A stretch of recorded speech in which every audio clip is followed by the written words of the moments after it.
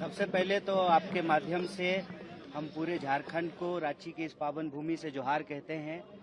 जैसा कि आप लोगों को मालूम है, राहुल जी ने कोटा में देश की शिक्षा व्यवस्था को लेकर के एक बातचीत शुरू की है।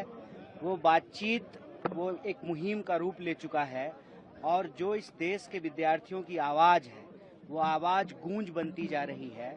और इस छात्रों की गूंज मुहिम के तहत देश के 28 शहरों में भारतीय राष्ट्रीय कांग्रेस, यूथ कांग्रेस, एनएसयूआई, तमाम सेल और डिपार्टमेंट मिल करके इस देश में शिक्षा की जो हालत है, उसकी जो कुव्यवस्था है, जिस तरह से पेपर लीक हो रहे हैं, सेशन समय पे नहीं होता है, हॉस्टल में जो है कोई सुविधा नहीं मिलती है और पढ़ने लिखने के बावजूद लोगों को नौकरियां नहीं मिलती है, इन सवालों पर ये कैंपेन चल रहा है।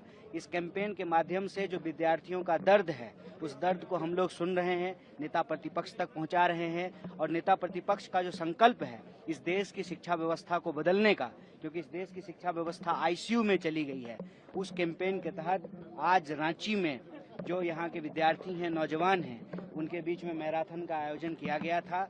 ये एक कार्यक्रम है, कार्यक्रमों की एक सिलसिला लगातार चल रहा है और हमारी कोशिश यही है कि यह गूंज हुंकार बने और इस देश की शिक्षा व्यवस्था को बेहतर किया जाए, दुरुस्त किया जाए।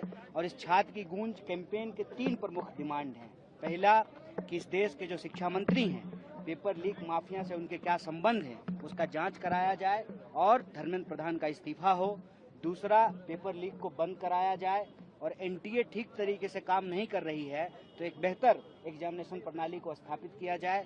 और तीसरा कि इस देश में एक कैलेंडर होना जरूरी है, जॉब कैलेंडर और एकेडमिक कैलेंडर, ताकि इस देश के विद्यार्थी किसी मानसिक अवसाद से न गुजरें। और जिस तरह से आत्महत्याएं विद्यार्थियों की होती हैं, यह देश के लिए बहुत चिंताजनक बात है। इस देश में हर दिन 25 स्कूल बंद होते हैं और लगभग 24 विद्यार्थी आत्महत्या करते हैं। तो ये किसी भी देश के लिए एक दुखद प्रश्न है। इस स्थिति से निकालने के लिए यह छात्रों की गूंज मुहिम चल रही है।